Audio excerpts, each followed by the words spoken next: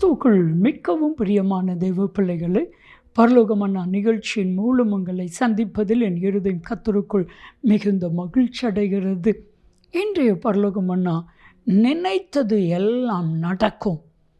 அன்பானவர்களே, நம்ம நினைச்சது நடக்குதா அப்படின்னா ஒரு பெரிய கேள்வி. நினைச்சது ஒன்று, நடக்கிறது ஒன்று.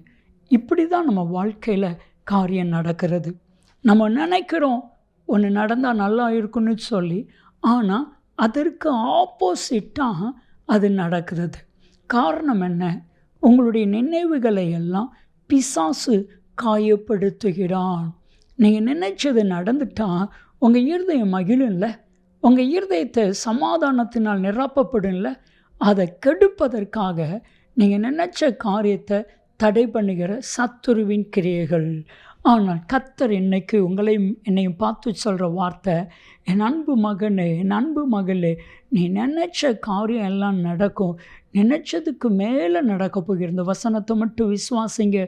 எபேசியர் 3:20, நீங்கள் நினைப்பதற்கும் நீங்கள் வேண்டிக் கொள்கிறதற்கும் மிகவும் அதிகமாக நமக்குள்ளே கிரியை செய்கிற வல்லமையின்படி நமக்கு கிரியை செய்ய வல்லவராகிய அவருக்கு மகிமை, துதி எல்லாம் உண்டாவதாக. நினைச்சதெல்லாம் நடக்கும்.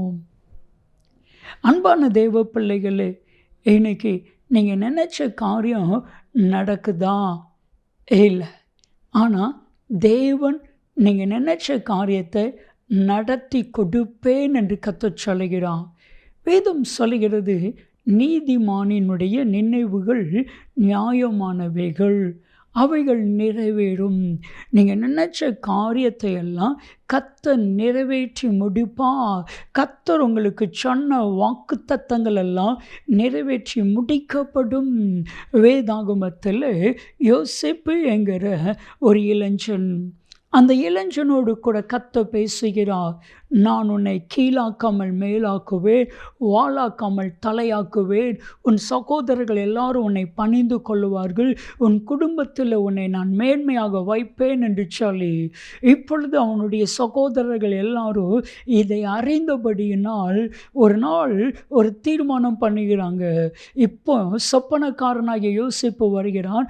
இவனை குழியிலே கொன்று போற்றுவோம், துஷ்ட மிருகம் பட்சித்தது என்று சொல்லிடுவோம். இவன் சொப்பனை எப்படி நிறைவேறும்? இவன் நினைச்சது எப்படி நிறைவேறும்? ஆண்டவர் அவனுக்கு சொன்னது எப்படி நிறைவேறும்? ஆதியாகமத்தின் புத்தகம் 37வது அதிகாரம் 19-20 வசனத்தில் சவாலிட்டு சொல்லுகிறார்கள். யோசேப்பு நினைத்தது எப்படி நிறைவேறும்? ஆண்டவர் சொன்னது எப்படி நிறைவேறும்? என் அன்பு தெய்வ பிள்ளைகளே, மனுஷன் சொன்னால் அது நிறைவேறாது. ஆனால் ஆண்டவர் சொன்னால் அது கட்டாயம் நிறைவேறும்.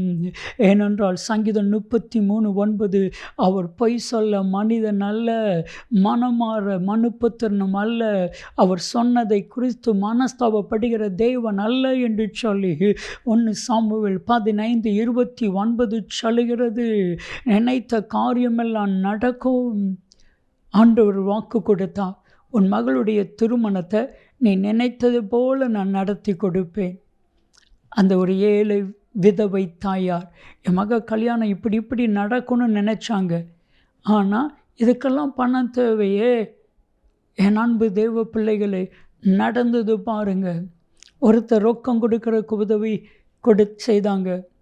சில பேர் நகையை கொடுப்பதற்கு உதவி செய்தாங்க. சாப்பாடு காரியத்தை சில பேர் பார்த்தாங்க. அன்பு அந்த தாயார் நினைச்ச போல திருமணம் நடந்துச்சு. அது மாத்திரமல்ல, திருமணம் நடந்து எல்லாம் செலவு போக மீதி ஒரு 2 லட்சம் ரூபாய் இவங்க கையில் இருந்துச்சு. என் தேவன் நினைத்ததை நிறைவேற்றுகிற தேவன். நீ என்ன நினைச்சாலும் அது நடக்கும். செபிக்கலாமா? அன்பின் தகப்பனே, இவர்கள் நினைக்கிற காரியங்கள் நடக்கட்டும். இவர்களுக்கு குரோதமாக எழும்பியிருக்கிற எல்லா சத்துருவின் கிரியைகள், பிசாசின் கிரியைகள் கர்த்தராகிய இயேசு கிறிஸ்துவின் வல்லமையில் நாமத்தில் செயல் இழந்து போவதாக. அப்படி செய்கிறதற்காக உமக்கு நன்றி. இயேசு கிறிஸ்துவின் நாமத்தில் செபிக்கிறோம் ஜீவனுள்ள பிதாவே.